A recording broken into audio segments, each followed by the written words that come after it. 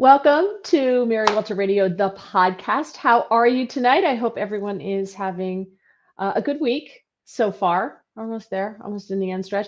As I said, Christine Flowers, I don't know if you saw it on social media, Christine Flowers is going to be joining me. I don't know where she is. I don't know where she is. She texted me like half an hour ago and said, see you at 7:15. And I said, we could, you kind of chime in a little bit earlier so we could check your audio, see if it's working. And I haven't heard from her since. Uh, I wonder if she may have fallen asleep. And I say that, and we'll find out if she ever joins us because she was in Italy. And when I texted her today to see if she wanted to join me on the show, she was still on the plane.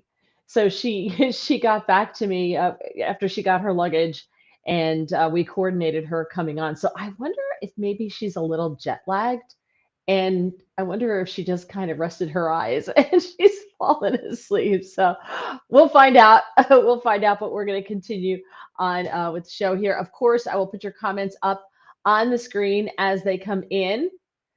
Hello, Al. Al says hi to Christine. As you can see, Al, she's not here. So we'll find out where she is. No worries. If you are watching on Getter, if you leave your comments, I'll read them because your comments don't translate over to StreamYard for whatever reason. I don't know why, but they don't. Up there's Christine. Hold on. There she is. There's Hello, lady. I thought maybe you fell asleep. I was telling everybody how I got a hold of you and you were like in the baggage line. And I was like, I wonder if she rested her eyes just a little bit and maybe is jet you can lagged and fell asleep. you can see what I look like right now. I'm actually no, I didn't fall asleep. I was having a little bit of a problem. My phone is still on Italian time. Oh, So my phone is like at 1 o'clock in the morning, and I had to wake it up. For some reason, it had just fallen into a deep slumber, or il grande sonno, as the Italians would say. But I am so thrilled to be here with you. You are my idol. You are one of my favorite people. You have a no. voice that really resonates. And, especially coming from having spent 2 weeks in Italy and seeing strong women who are not afraid to get out there with their opinions. On the right, in fact, we can talk about this a little bit later, but it does seem as if a conservative woman may end up being the next prime minister of Italy when they go to Wow. the polls in September. But that's a long way of saying I really appreciate your voice out Oh, there, Mary. You have well. saved my sanity looking at what you've written on Twitter many, many days. Well, So thank here, you. Just cheers to you. Oh, I have water, but cheers. I just have water. I could never make it in Italy because I'm allergic to wine. So I can't drink wine. So I would never make it in Italy. Can you tell I'm German and Irish? I drink beer. Well, I'm half Irish and I'm half Italian, and I love all things Irish. But when it comes to food, I definitely trend toward my mother's side of the family. And man, this glass looks really big. It It does. looks like a basin. Anyway, And just so people know, like Christine and I had never met before. And I'm a Villanova undergrad. Christine went to Villanova Law School. And we just kind of bonded on social media. And last year, around this time last year, I was in Philly for a business meeting and I met Christine for breakfast. And it was great. She took me to this little Italian place, which, by the way, the woman speaks, I think, both a Spanish and Italian fluently. So it was very impressive. And can I tell everybody, you're about 5 feet tall? She's like this big. She's the tiniest little packaged dynamo you've ever met in your life. So I'm very I was accomplished. statuesque in Italy.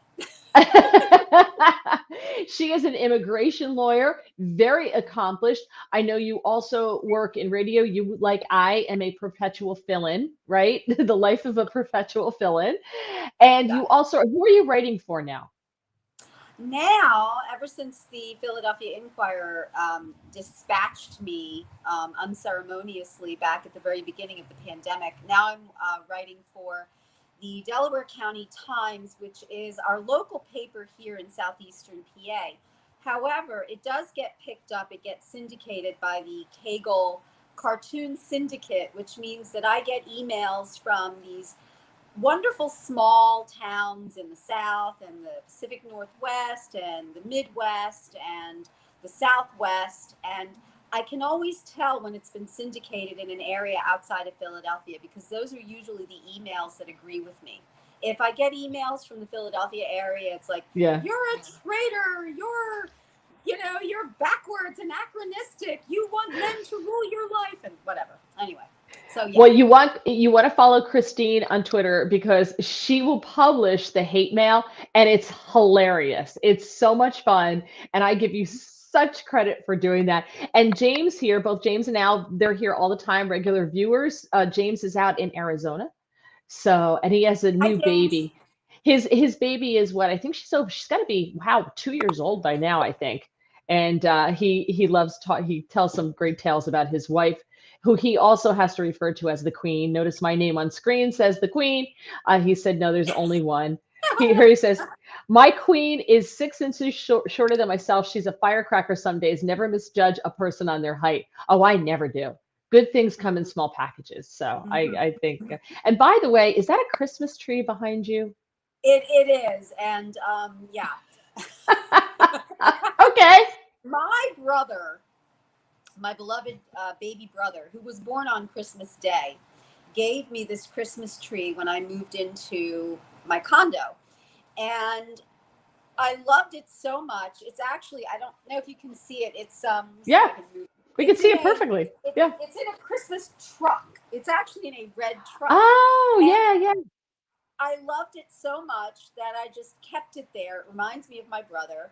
And since Oh, we're having 93 to 100-degree weather in Philadelphia right now, that Christmas tree reminds me of happier times when we had snow on the ground. So, yeah, there. you're right. You're right, Mary. You're right, Queen. You have a very, very perceptive eye. That is a Well, truth. you can't help but notice it right behind you. It's right off your shoulders. And the here, funny little story. So we have an enclosed outdoor porch, and we have friends coming. One of my college roommates is coming to visit tomorrow. She and her husband moved about five, less fewer than 10 miles from us. So they're coming over tomorrow. And I said, and the Christmas tree is away, the one that we have on the porch. We have an artificial one for the porch. And the Christmas tree is away. Oh, that's the wrong thing. There we go. Um, and it's been in the box, but the box is too big for one person to carry. So yesterday we finally took the box and put it in the garage, up in the second this it's going to go on the rafters on this. And I said to him, should we bother doing this because it's coming down in like 4 months? So we're gonna Exactly. should we just like leave it here? It's like, no, we're having company. I was like, okay, all right. I have to tell you a very, very, very quick story about Christmas trees also. Back in 1982, my dad was in the final months of his battle with lung cancer. He was very young when he passed away. He was 43. And my mother had the wonderful idea, because our Christmas tree that year was still very, very fresh. In January, she kept the tree up after Christmas, still had all the ornaments on it. And in January, she just replaced the ornaments with snowflakes for the snow. The Aw. tree was still fresh. In February, she put hearts on it for Valentine's Day. Tree was still fresh. March, she put shamrocks for my Irish daddy on it. Still fresh. April, she Oh my put God. eggs on it for Easter. My father passed away in May.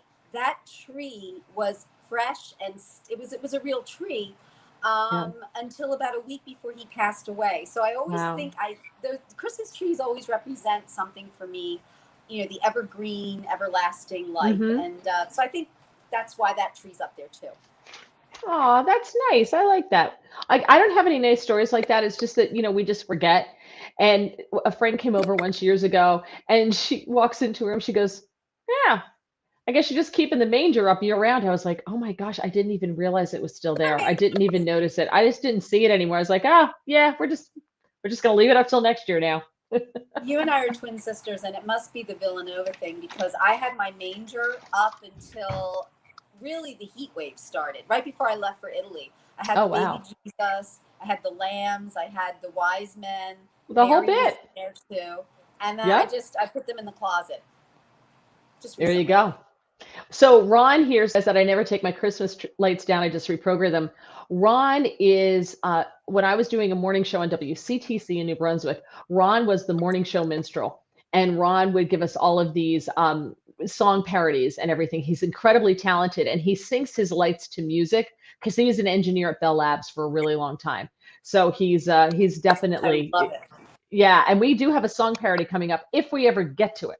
We have one, but we're going like this. So let's move along. We'll get to it, I promise.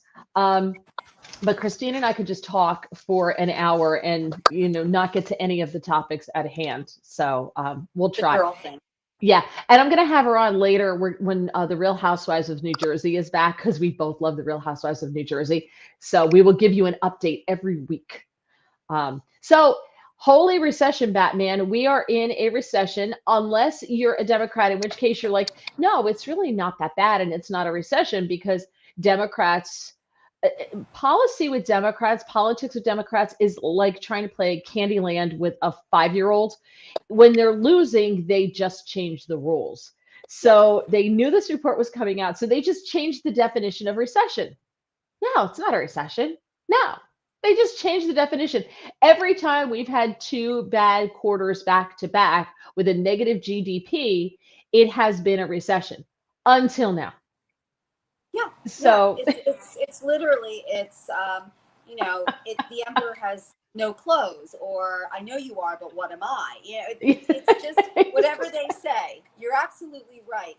Everyone, the Democrats especially, know that this is a recession, and that's why they're trying to walk it back. Because Mary, I mean, listen, we had the decision on Roe versus Wade, which I was very happy about yes.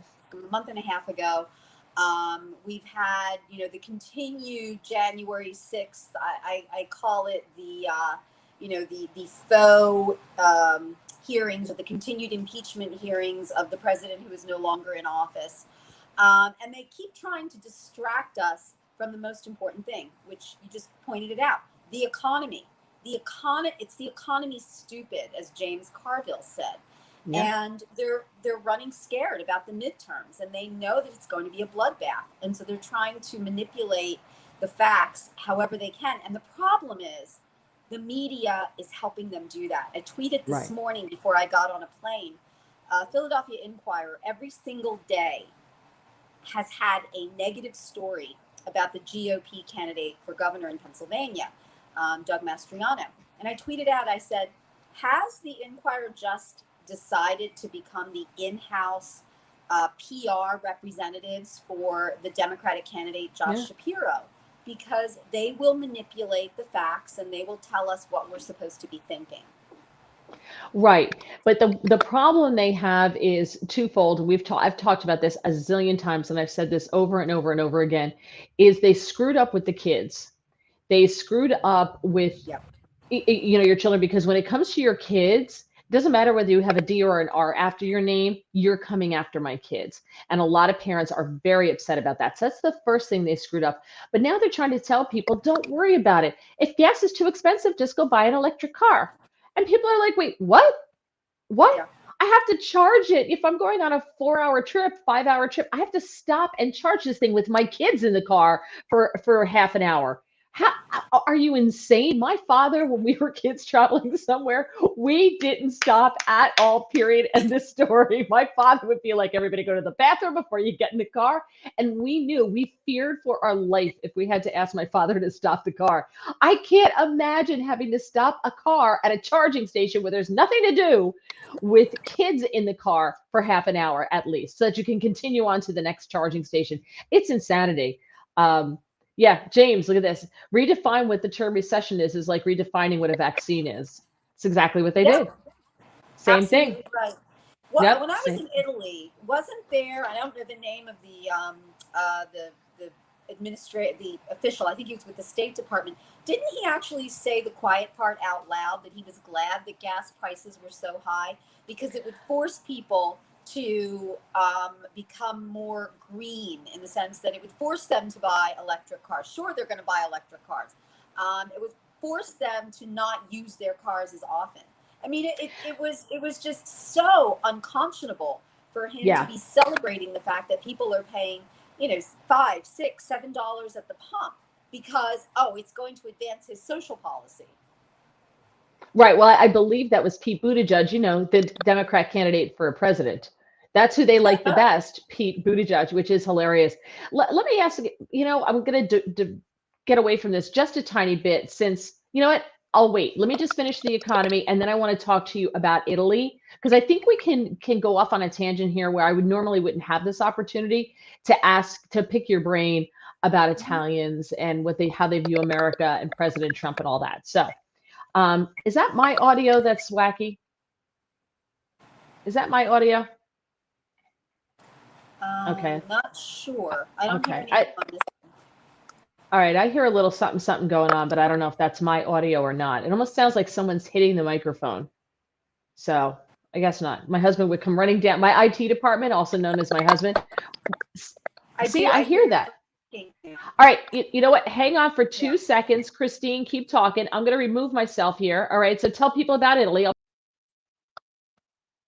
So, you only have me instead of the great queen over here. Well, first of all, just to get back to what I was saying earlier, I am really blessed to know Mary because she has been just such an independent voice for so many years.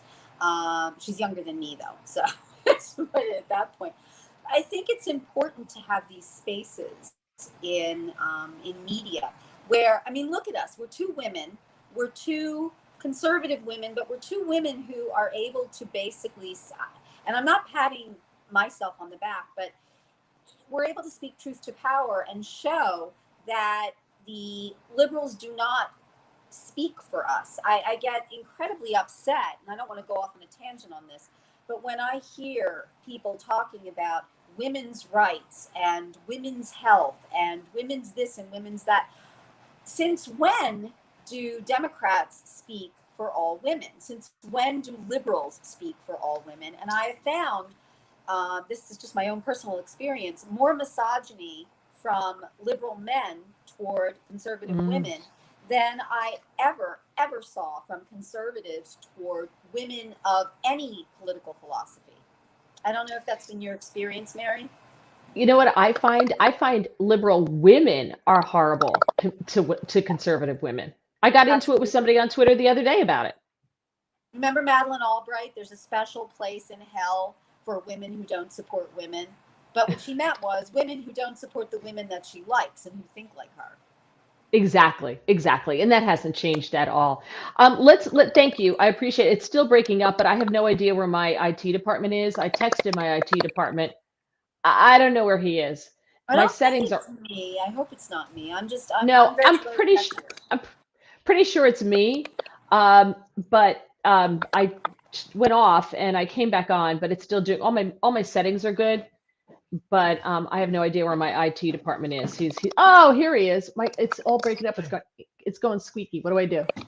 Here's my IT department. Have you met Christine? No, I haven't. Hi, IT. How are you? Can you fix this for me? Yeah. Can you hear it breaking up? Yes, I can hear it breaking up. Continue on Italy. You get offline for a minute. Okay, Doug. He says continue talking about Italy, and I'll be right back. Okay. Cool. Thank you. You're welcome. So, guys, I was in Italy for the last 2 weeks, and I didn't plan this, but I happened to be there just as their government was collapsing. Now, many of you who are familiar, even at a limited level, with the Italian government over the last 50 years, understand that that's really not a surprising thing. They've had, I think, 18 different governments, 18 different prime ministers in that period of time. And one of the reasons that this happens is because they have so many political parties. I can, off the top of my head, name, there is Fratelli d'Italia, which is a very conservative party. There is Azione, which is kind of moderate. There is the Partito Democratico, which is their Democratic Party, which is fairly liberal. They've got Forza Italia, which was Silvio Berlusconi's sort of like the center-right party. They have, I can count about 20 parties off the top of my head. And one of the reasons that their government just fell, and now they're going to have elections in September when they weren't supposed to be until next year, is that all of the different parties, all of the different factions were fighting against each other for, the pole position, for primacy. They couldn't get a plurality of support for the prime minister. And so I was there the day that the prime minister basically said, okay, you're not going to support me, I'm going to resign. And I was in, their Congress is called Montecitorio, and I was in that building, and it was pretty amazing to be there as their government was collapsing. Yeah. And yet they were still married. They were still fine. They were functioning. And I'm thinking, we've got a president who is in office and our government is falling apart. So it was very interesting to be an American abroad and watch what was happening in one country and realizing that it's worse in our own country because of You this know, it's particular president. yeah, and first of all, James says he can't hear the problem with the sound, but my husband said he could hear it. But all my settings are right, so I'm not quite sure what's going on. So I apologize if anybody's hearing it and it's bothering you. I apologize. I'm not quite sure what we're supposed to do here with this. So Christine, tell me first of all, how did you get into that building when all of that's happening? Good question. Well, I was very lucky. My boss, I work for, I call him my boss. We worked together for 27 years, so he's really my colleague, but he's my boss. He's like my brother. He is a dual Italian and an American citizen, and he's very involved in Italian politics and the Italian community. And he is friends with a congresswoman in Italy. There are 600 seats in Italy. We have 435 voting Congress people, and 100 senators. So they have about 70 more spots than we do in their Congress. And he's friends with one of the representatives who represents Italian citizens who live in North America. Her name is Fucsia Misoli. And he asked her if she would be able to give me a tour of Montecitorio, of their Congress, while I was over there. And she was very kind. And she agreed to do so, except the day that she agreed to do so was the day that the government fell, the day that the prime minister resigned.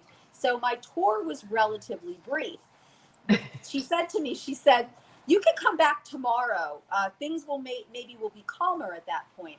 I did go back the next day. There was supposed to be a speech from the prime minister. I went in at 9:00. They convened Congress. Mary, it lasted for 2 minutes. They said, we are suspending this until 12:00. So we all left. We all came back at 12:00. Another speech that lasted 2 minutes that said, the prime minister's not coming today. We will reconvene when we reconvene. And it was so Italian. Okay. I'm like, oh, my Dio. It was exactly what you expect an Italian government when it's falling apart to do. It's like that Anthony. I keep thinking of the Prince spaghetti commercial with Anthony running through the streets. It's all very, very, Right. Wednesday is Prince Peter Spaghetti Day. Wednesday Was that is the day that the prime minister resigns. wait? Was that commercial only run in the Northeast? I wonder, like New York, New Jersey, Pennsylvania. Was that the only place that commercial was run? Because it was very, very New York, New Jersey, Pennsylvania, Philly. I think you're right, and it was Boston centric because it was the north end of Boston that Anthony was running through. I just use that because it just reminds me of the randomness of things. And I mean, the Italian government is a well-oiled machine. Even when it's falling apart, they still know how to basically sort of go on automatic pilot. And I will tell you, I don't think that they have had an impeachment of their president and or their prime minister in 50 years. They have not. They force the president to resign because they will not support him, but they don't put him on trial as we tend to do in the United States. We did 2 times feudally in the United States over the past 2 years.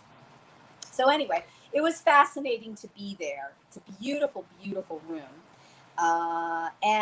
So they're going to have elections in September. And the interesting thing is, Mary, and James and Ron and you guys listening, is that there is a very strong possibility that a woman named Giorgia Meloni, who is the head of a party called Fratelli d'Italia, Brothers of Italy, which also happens to be the first line of the Italian national anthem, Fratelli d'Italia, da, da, da. And it is a far right party. It is to the farthest ends of the conservative political theory in Italy. That party may very well win a plurality of the votes, and if that's the case, Giorgia Meloni will become prime minister. And there haven't been that many female prime ministers of Italy, and I don't think there's ever been a very conservative female prime minister of Italy. So watch the news. It's fascinating stuff. And Silvio Berlusconi is also, if you remember, he was Sure. the mogul kind of around the time. He's been in politics for 40 years now. And his party, Forza Italia, is kind of center right. It would be maybe a little bit more, somewhere between Trump loyalists and the establishment Republican Party, the establishment GOP. And then when you were off, Mary, fixing the little gremlins, I was talking about there are about 20 different parties that I could name off the top of my head that are vying for political relevance right now. There's some on the left. There's one party which actually caused the fall of the prime minister, and it's called Movimento Cinque Stelle. And a lot of people sort of compare that party. It's called the Five Star Party. And it was founded by a former comic named Beppe Grillo. He was a very, very famous Italian comic. And a lot of people sort of compare that party to Trump in the sense that it's a very populist movement, but it's a populist movement on the left. It's a liberal populist movement. But there are a lot of analogies to what Donald Trump did in appealing directly to the blue collar voting public, people who may have been former Reagan Democrats, the sort of coalition that he built that supported him the first time around. Well, that was what the Five Star movement was. Unfortunately, they're very, very far to the left right now, and they sort of lost their sense of who they were. They didn't respond to the people, the voters, any longer, and they basically forced the prime minister to resign. So a lot of people said that party they're not going to get any votes in the next election, and they're essentially going to disappear. So it looks very good for a conservative prime minister. The current prime minister, Mario Draghi, the one that resigned, he was kind of a center-left figure. In a way, he was kind of like a Joe Manchin. He was definitely not a conservative, but at the same time, he was far from the extreme left fringes, and he was very well known in Europe as well. He was one of those who supported the European Union. He condemned Brexit. So it's very interesting to see what's happening over there. They're going to be voting right before we have our midterms. And how interesting will it be to have what they think is going to happen, a conservative win, a conservative majority in Italy, just as we expect at the midterms a conservative sweep of many of the seats in our Congress, and also in some of the state offices like governor and some of the senatorial seats that are up, especially in my home state of Pennsylvania.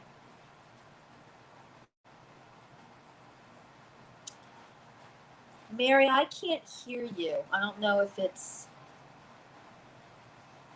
I unmuted myself. There you go. I muted myself so you couldn't hear Doug and I discussing what was wrong. You know what I did? I took my head things out and rebooted them, and hopefully that's better. So what is it like? I'm sure you talked a lot of politics when you were there, obviously. What is the general feeling? Do they hate Trump the way the rest of the world hated Trump? My friends in England couldn't stand Trump. They're like, "What did you do? I can't believe you elected this guy. I can't believe you like this guy." And they were also against Brexit as well. So I'm just curious what they think of him in Italy and American politics, Joe Biden, etc. I'm going to give you well, first of all, I spoke with a fairly small cross section of individuals, but to a person, to a person, they they could not understand why Americans tried to impeach this president 2 times. They could not understand the hostility on the left toward Donald Trump. My tour guide, I had 2 tour guides. One was named Massimo and one was named Francesco. Massimo was not very political. Francesco was. Francesco is married to an American woman and has a little boy who has dual citizenship. Francesco lived in the United States. He lived in Wisconsin for a number of years with his American wife, and they all moved back to Italy. Francesco loved what Donald Trump did, his policies. Couldn't stand the tweeting, couldn't stand the personality quirks. He's like, Yeah. I just wish he would stop talking and just do what he was doing. He talked about the Supreme Court. He was very, very well versed in American politics. And he said, if I were in the United States, I would be a Republican. And the very first thing he said to me when we started talking about politics, because I said, are there any questions you have for me about America? He said, do you think Ron DeSantis has a good shot at being elected president? And I said, I hope so. And he said, so do I, because my wife wants to move back to the United States. She's an American citizen. We want to raise our son in the United States, and we want to move to Florida because, of what DeSantis did, but we would love it if DeSantis were running the United States. So, I mean, that's not about Trump, but he was Right. very positive. And I have to say, the average gelato store owner or the average, trattoria owner, they had a fairly sanguine, fairly positive view of the United States under Donald Trump. They didn't necessarily like Trump. And I think Right. a lot of Trump supporters, including myself, have said the same thing. We wish he would shut up. We wish he would not tweet, Yeah. from the toilet in the morning. We wish he would just let his works speak for him. Yes. And I was surprised to find that the Italians that I spoke with felt that way. Now, there are institutional Italians. There are, the journalists and a couple of the parliamentarians that I met when I was over there who have a problem with Trump, just like a lot of the GOP establishment in the United States has a problem with Trump. But you ask the man on the street or the woman on the street, and by the way, I spoke with women who supported Donald Trump. I spoke with women who actually liked the fact that he made the economy. Well, one of them said to me, she said, you know what? The thing I like about Donald Trump is that he put women in positions of authority and didn't talk about putting women in positions of authority. He just Exactly. did it, He didn't Yeah. do this whole thing about, I'm going to look for the first African-American female Supreme Court justice. He just, he took Betsy DeVos and put her in as Secretary of Education. He put Right. women in positions of authority, particularly in the West Wing. So, yeah, I mean, I was surprised, actually, to tell you the truth. But there was a lot of warmth and fond commentary about Donald Trump when I was over there. Interesting. Well, Ed is here with us on Gitter, and Ed said, "Honey, I'm home. High-end guest, right? Too. High-end guest night, too. So, Hi, Ed. high-end." I'm kind of like throwing out what I said we were going to talk about because I can talk about the economy. I can do that kind of thing any kind of night. I can't always get Christine Flowers on with me, who is an immigration attorney and just fresh off the plane from Italy, and she's exhausted right now because her body is saying it's like 1:30 in the morning. So she's exhausted, but you look fabulous, darling. Um, just quick question. What do they think about Joe Biden? Did they say what they think about Joe Biden? Do they think he's like old and a joke, or did they I like can him? tell you what Francesco, my tour guide, said about Joe Biden. He said Tell us what Francesco, by the way, was Francesco like hot Italian guy? he was a hot Italian guy, but he was All married. right. Oh, you're smart. And you A know what? smart woman. You had all male tour guides. I did. I planned it that way. I planned it that way. He's actually very sweet and very, very pro-American, which I have to say, although, I've lived in Europe and there has always been a deep strain of anti-Americanism in Europe, in France, when I lived there, yeah. in England, and sadly enough, in Italy. But I have to say that the Italians that I met were they were pro-America. They weren't pro this administration. Francesco said he could not understand how we could have voted, and I said, I did not vote for him. Okay, it's not my fault. I didn't do this.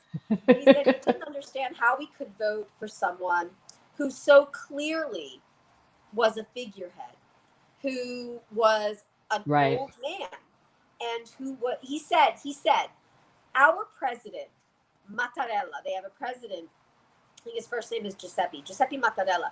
Their president is essentially I don't want to say he has no power, because he does, but he has much less power than the prime.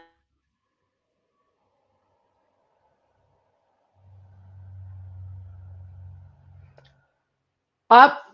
Christine disconnected her device by accident. We'll have to come back. But Christine disconnected her device by accident.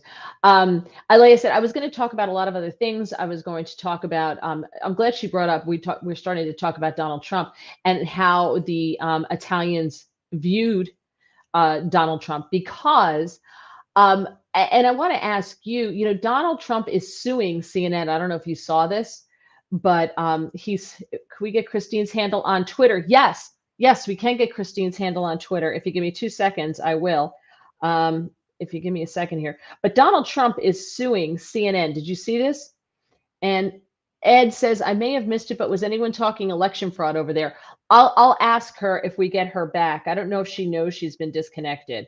So let me just let me see what Christine's Twitter handle is. If you give me a second. Oh, she's back. She's back. She's back. Christine. I'm so sorry. I've got a gremlin on my end too, and I'm like, I pressed the button. I got me back. But no worries. James wants to know what your Twitter handle is. My Twitter handle is very easy to remember. It's Flower Lady @Flower Lady. That's all one word. Flower Lady 61. Okay, @Flower Lady 61. Great. Ed says, I may have missed it, but was anyone talking election fraud over there?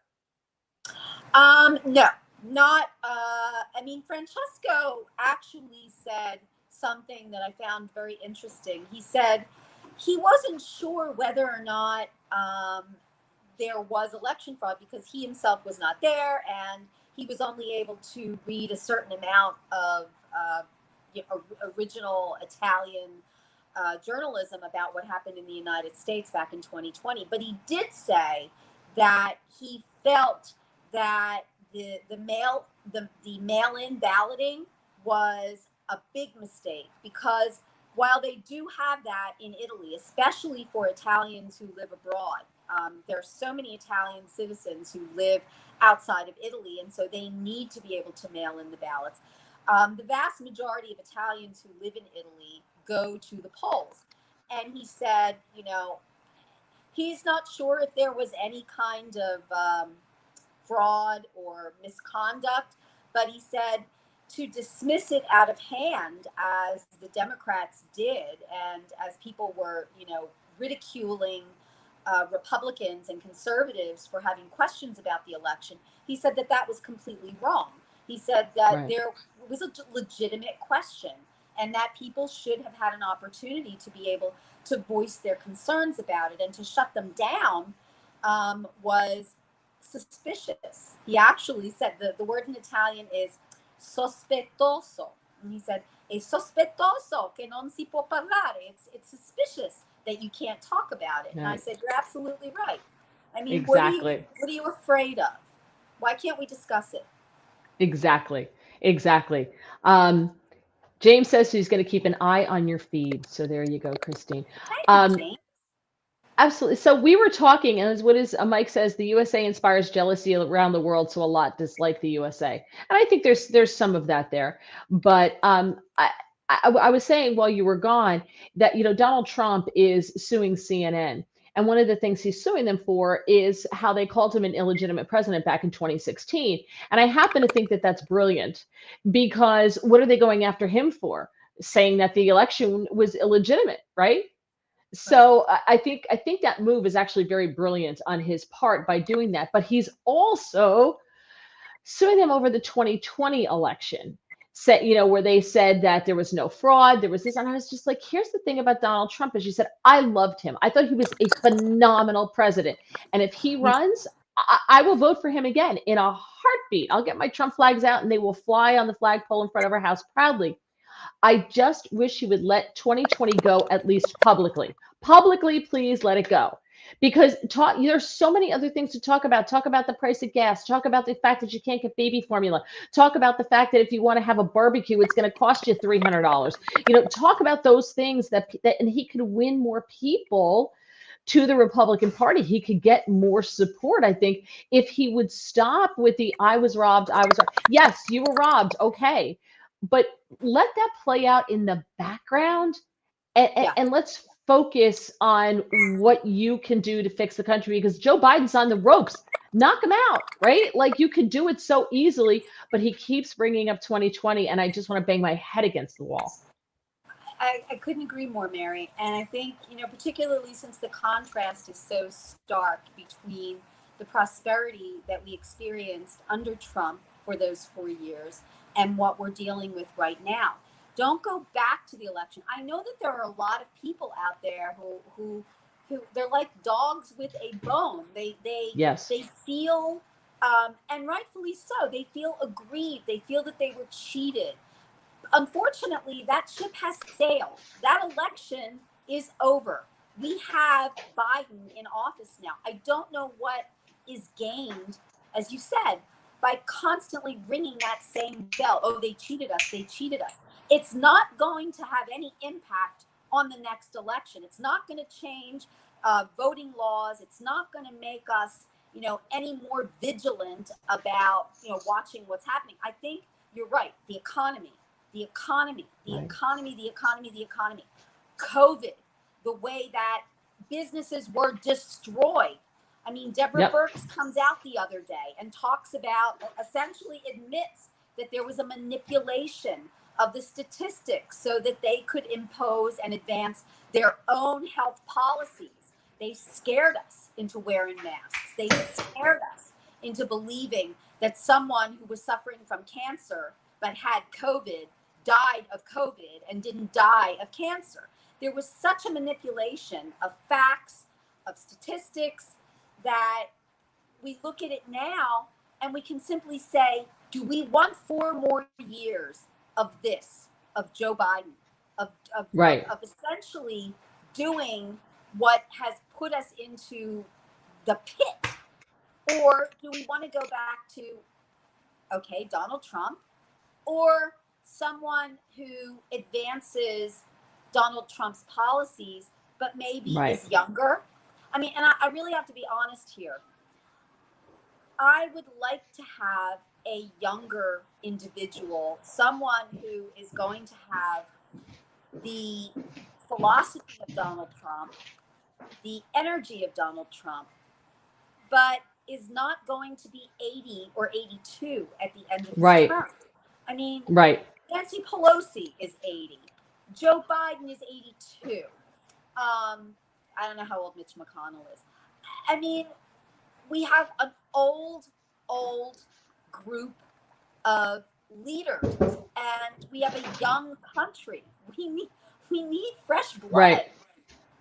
I agree. I agree with you. I would love to see, I hate to say, I would love to see Ron DeSantis run, and I would love to see Trump be the kingmaker and the voice behind the throne. But that's just me. I just want to get to some of these comments. Mike says the new CNN is here. They've been really hyping the Hunter Biden story. That's the new ownership. Yeah, I think that's exactly what's happening. Al says he feels disenfranchised. Ron wants to know if oh no, Al says nobody will fight like Trump. I don't know. I think Ron DeSantis is a fighter. I gotta argue with Al on that one. Ron DeSantis is a fighter, Al. I think he would fight. And Has Ron Al would been like to watching what happened with the parental choice issues, the right? so-called "don't say gay" laws, his willingness to stand up to Disney? Yep. I mean, the man is a fighter, and he's Italian, Yep. which I love. He's Abruzzese, so he would be the I love first the way you Italian-American president. I just love that you totally like just blow off your Irish heritage. It's hilarious. It's like you're 100% Italian. No.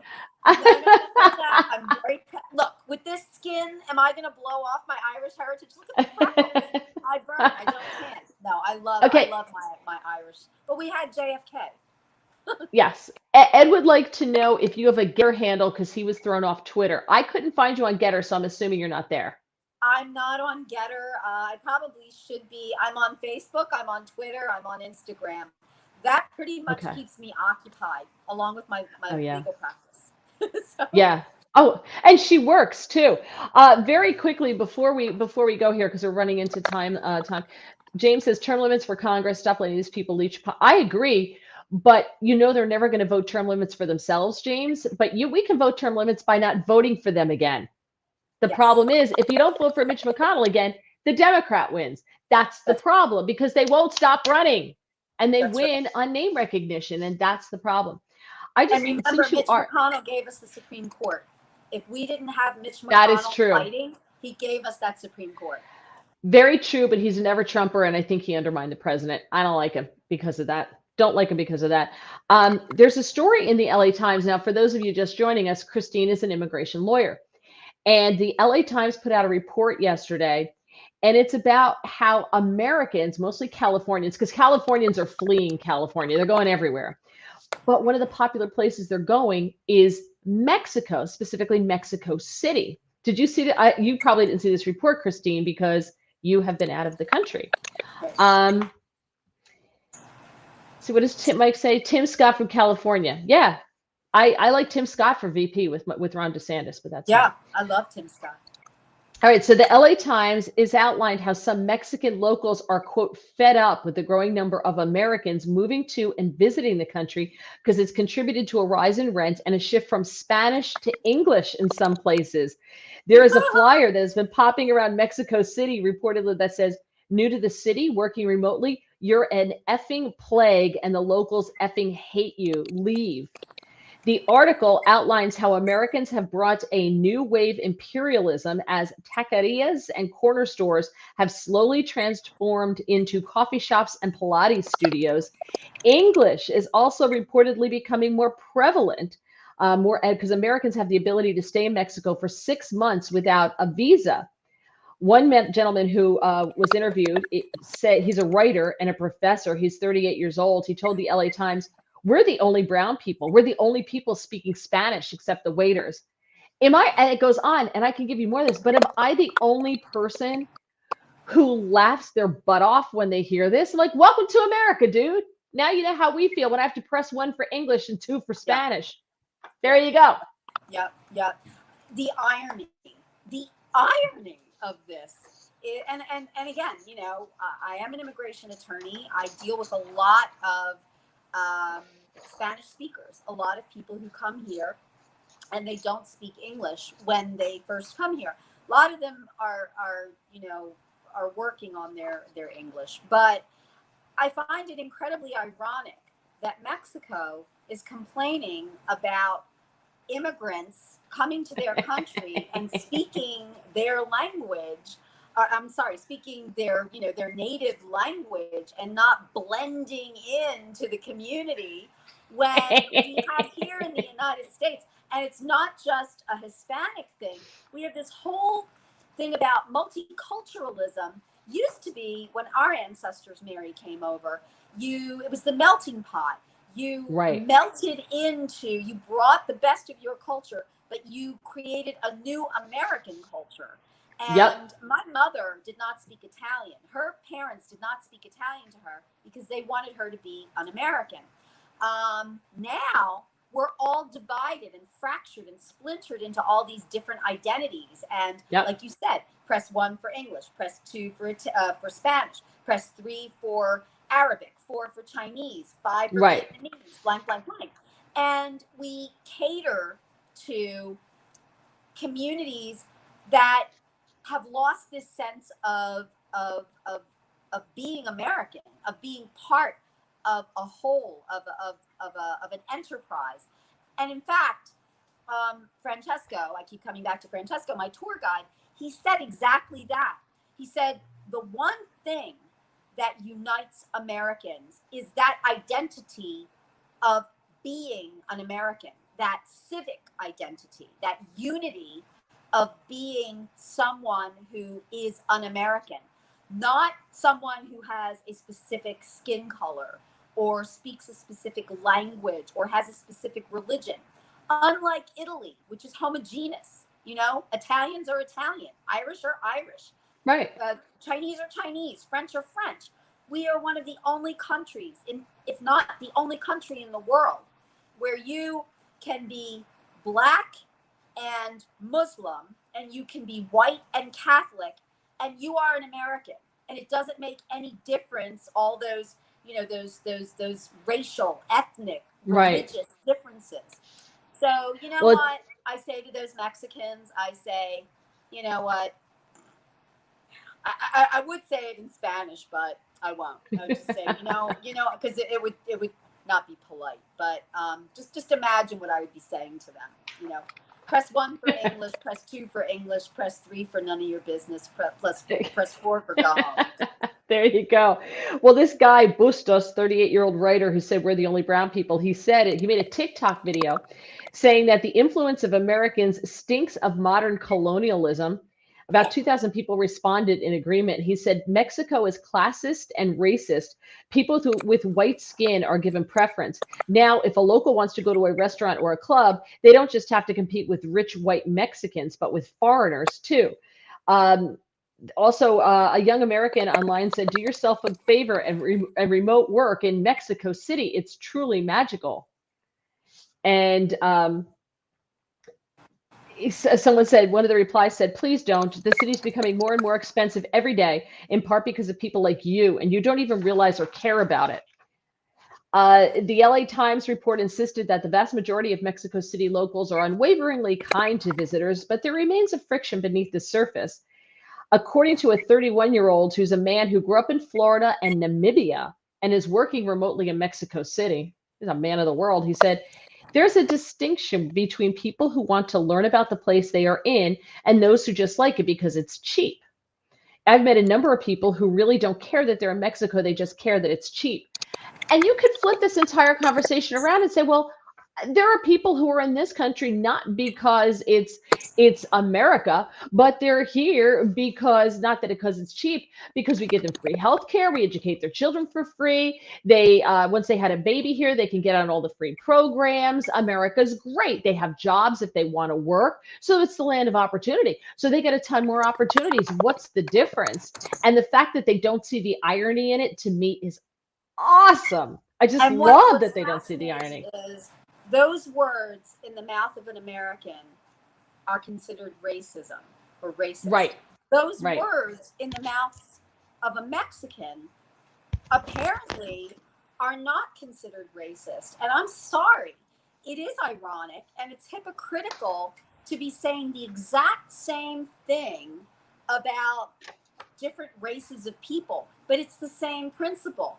Otherizing them. I mean, I hate that, making that a verb, but looking at someone and saying, you don't belong, I don't like you. Well, you know what?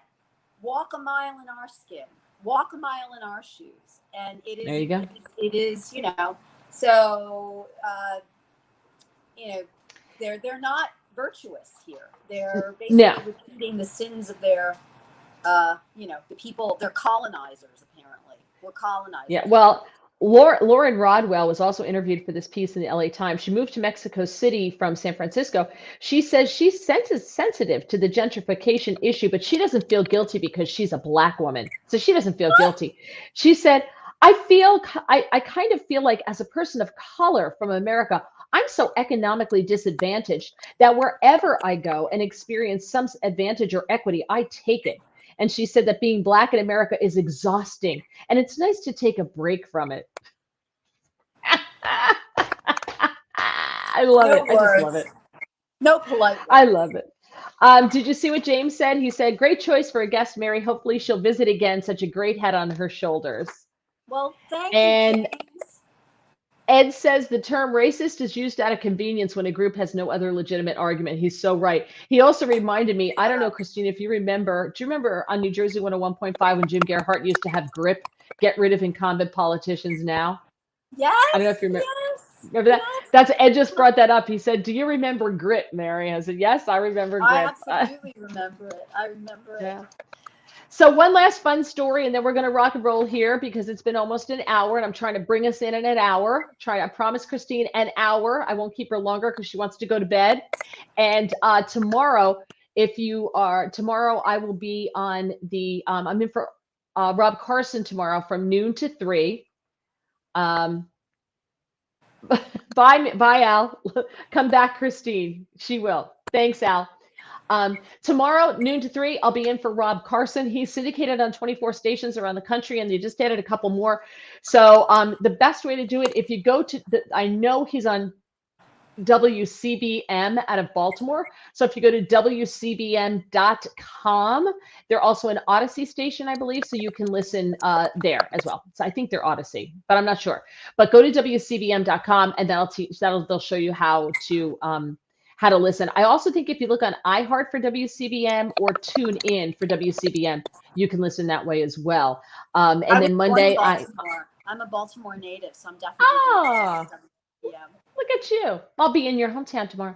And Monday, I'll be back on the Chris Salcedo show. We got moved to today, but this week, we got moved from Monday to today. But Monday, I will be back on the Chris Salcedo show, 4:45 on Newsmax TV. Please like the video. Please subscribe. All right.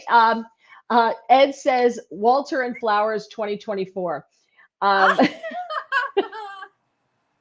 And what's your Twitter handle? I want to be on the bottom part of that ticket. I don't want to run for office I don't want to run for office or anything. What is your Twitter handle again, Christine? Flower Lady 61. There you go. One quick story that I love to leave you with, a fun little story. A San Francisco couple received a $180 traffic ticket for parking in a red zone. Jeff and Desiree Jolly parked their car. They parked there at the same curb in San Francisco, in the San Francisco neighborhood for over the last 25 years. But when they got to their car just a week ago, they noticed a ticket on the windshield for parking in front of a red curb.